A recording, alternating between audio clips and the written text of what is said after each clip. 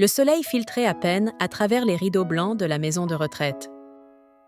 Paul, un facteur récemment retraité, mène une vie solitaire et monotone, marquée par des habitudes journalières peu stimulantes. Chaque matin, il se réveille tôt, prend un café, lit un peu, puis regarde la télévision. Pourtant, un matin, un sentiment étrange l'envahit. Un mélange d'ennui et de regret. Il décide de monter au grenier, un lieu qu'il n'a pas visité depuis longtemps. Dans le grenier poussiéreux, Paul trouve une boîte en carton contenant un vieux sac de toile. Il l'ouvre et à l'intérieur, il découvre un ensemble de lettres oubliées. Les lettres sont anciennes, certaines jaunies par le temps. En les observant, il se souvient soudain de son passé en tant que facteur, et plus particulièrement de l'étrange négligence qui avait fait qu'il n'avait pas livré ses lettres à leur époque. Les premières lettres qu'il trouve sont adressées à des noms qu'il reconnaît. Léon, un voisin âgé qui vivait à l'extrémité de la rue. Claire, une femme solitaire ayant perdu son mari plusieurs années auparavant.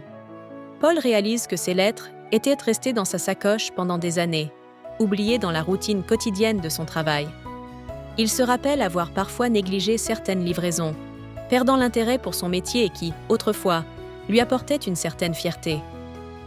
Face à ces lettres, Paul est d'abord pris de doute. Pourquoi les livrer maintenant, après tant d'années ? Peut-être que les destinataires ont oublié leur contenu ou qu'ils n'en ont plus besoin.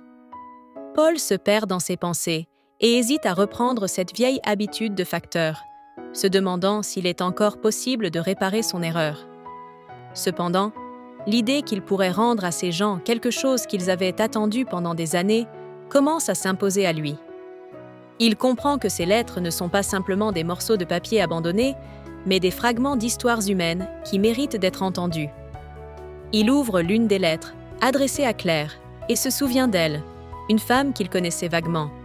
Elle vivait seule dans une grande maison après la disparition de son mari. Pourquoi cette lettre, pleine de mots qui lui étaient destinés, avait-elle été laissée sans réponse ? Les souvenirs de ses rencontres fugaces avec les voisins et les habitants du quartier remontent, et il se rend compte qu'il a négligé de nombreuses vies, se concentrant uniquement sur sa routine.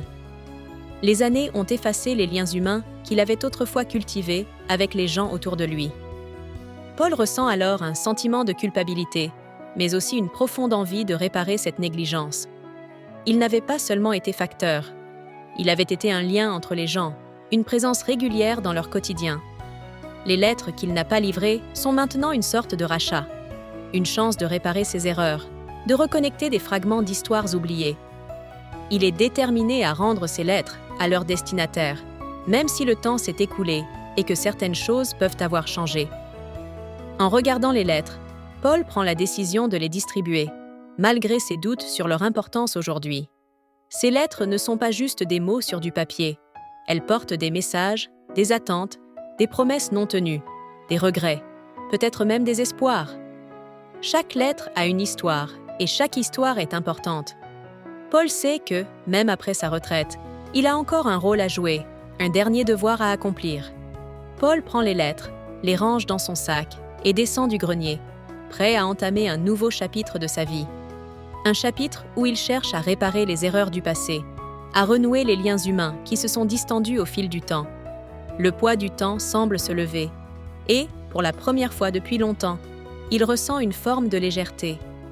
Il ne sait pas ce que l'avenir réserve, mais il est prêt à aller de l'avant, à redonner à ces personnes ce qu'elles avaient perdu depuis trop longtemps. Le matin suivant, Paul se prépare à sortir après un café fort pour se donner du courage. Il met son manteau gris, son écharpe et sa vieille casquette, s'arrêtant devant le miroir un instant pour observer son reflet. Il remarque que son visage, marqué par les années de travail, et ses cheveux clairsemés, lui paraissent presque étrangers. Cependant, un éclat particulier dans son regard le surprend. Il ressent un désir de réparer ce qu'il a négligé pendant trop d'années, une prise de conscience qu'il n'avait jamais pris le temps de se regarder vraiment.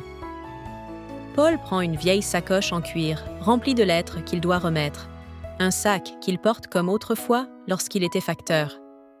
Il enfile ses gants et marche lentement vers la porte. Son appartement est sobre et presque vide, un reflet de ses dernières années. Avant de sortir, il jette un dernier regard à l'intérieur, le cœur un peu lourd, puis il ferme la porte derrière lui. En sortant, le vent frais de la matinée lui frappe le visage. Le quartier lui est familier, mais il ne ressent plus cette pression du temps qu'il avait lorsqu'il était facteur. Tout semble désormais plus lent, comme si chaque pas était une pause. Le bruissement des feuilles sous le vent et le rythme de ses pas sur le pavé lui donnent un sentiment étrange et presque apaisant. Il se rend devant la maison de Claire, une grande demeure un peu isolée, où les signes de solitude commencent à se faire sentir. Claire, une femme élégante qu'il a souvent croisée sans jamais vraiment la connaître, lui vient en mémoire. Il hésite un instant avant de monter les marches du porche et de frapper à la porte. Claire ouvre la porte, surprise, mais son regard est chaleureux. Elle lui adresse un sourire timide, et Paul lui tend la lettre qu'il porte avec lui. Elle prend la lettre sans dire un mot et l'observe longuement avant de l'ouvrir lentement. Lorsqu'elle lit les mots inscrits sur le papier, il y a un silence lourd, marqué par la reconnaissance et la tristesse. Claire se souvient d'un temps où cette lettre aurait pu changer beaucoup de choses pour elle. Elle lui murmure, avec une pointe de regret, qu'elle aurait tout changé si elle l'avait reçue plus tôt. Paul, bien que silencieux, comprend la profondeur de cette émotion partagée. Elle relève les yeux et lui demande si, selon lui, il n'est jamais trop tard pour réparer les erreurs du passé. Paul sourit sincèrement, bien qu'il n'ait pas de réponse précise à lui donner. Il sait simplement que ce premier geste est un pas important dans un voyage plus long de réconciliation. Avant de refermer la porte, Claire le remercie chaleureusement. Paul descend les marches, son cœur un peu plus léger, mais une nouvelle question germe dans son esprit. Combien d'autres vies ont été affectées par ces oublis? Combien d'autres personnes, comme Claire, ont attendu en vain une lettre qu'il n'a jamais donnée?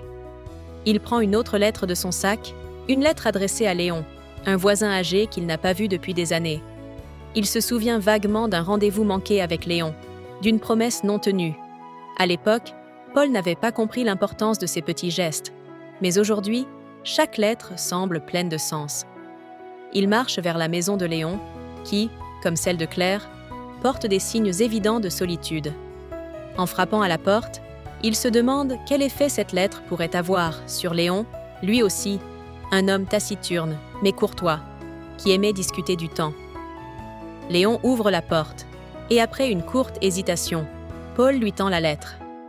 Léon prend la lettre, et, après un moment, lui murmure que ce geste était important, même s'il n'était pas obligé de le faire. Un simple geste qui semble suffire à raviver de vieux souvenirs et apaiser une douleur non exprimée. Paul serre la main de Léon avant de repartir, le cœur encore un peu plus léger. Chaque petit geste de réconciliation l'aide à réparer les liens brisés, à retrouver quelque chose qu'il pensait perdu depuis longtemps. Paul continue son voyage, un pas après l'autre, conscient que même les petites actions peuvent avoir un impact profond. Ce premier pas vers la réparation est peut-être modeste, mais il marque un tournant dans sa vie. Il a compris que chaque acte, chaque mot, chaque geste compte. Le vent léger de l'après-midi caresse doucement le visage de Paul, alors qu'il se tient devant la porte de Jacques. La maison semble figée dans le temps, comme si elle attendait d'être redécouverte.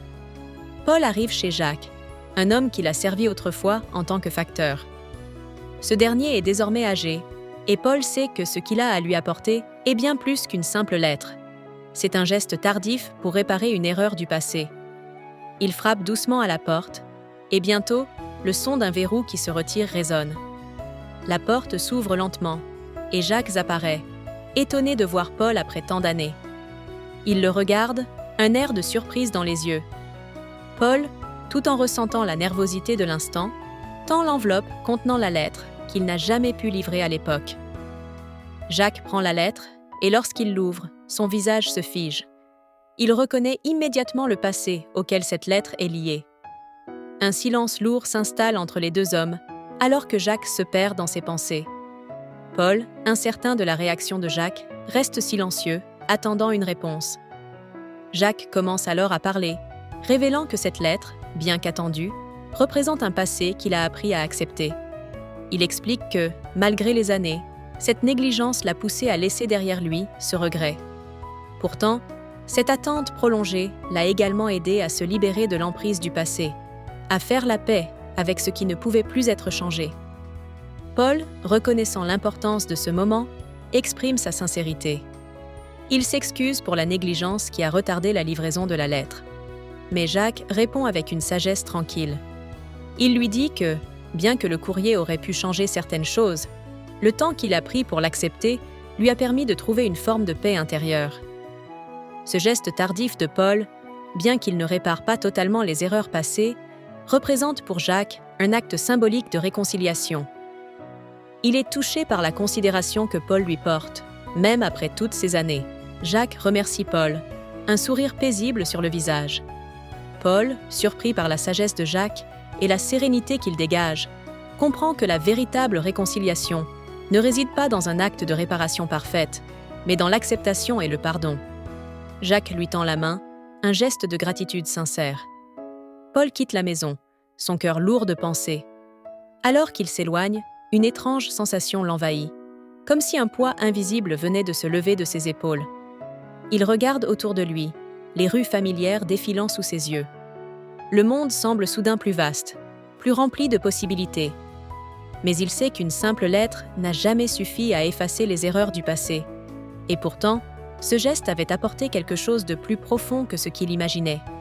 Alors qu'il marche, une nouvelle compréhension s'installe en lui. La réconciliation ne vient pas toujours avec des promesses ou des réparations parfaites, mais avec la reconnaissance des failles, des erreurs et des choix que l'on ne peut pas changer.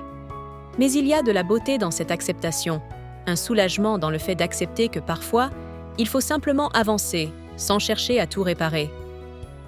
Paul continue de marcher, mais quelque chose a changé en lui. Il se sent moins prisonnier des regrets qui l'avaient longtemps tourmenté. Il sait maintenant que l'essentiel n'est pas d'effacer le passé, mais de vivre avec lui, de le comprendre, de l'accepter et, parfois, d'en tirer une forme de paix. Au bout de quelques rues, il s'arrête devant un banc et s'assoit un instant, observant la ville qui l'entoure. Ce geste, cet acte de délivrance qu'il a offert à Jacques, l'a finalement aidé à se libérer lui-même. Peut-être que ce n'était pas seulement Jacques qui avait besoin de cette réconciliation, mais aussi lui, Paul. À cet instant précis, Paul se rend compte qu'il ne peut pas tout changer, mais qu'il peut offrir des morceaux de lui-même pour alléger les âmes des autres. Un sourire se dessine sur son visage.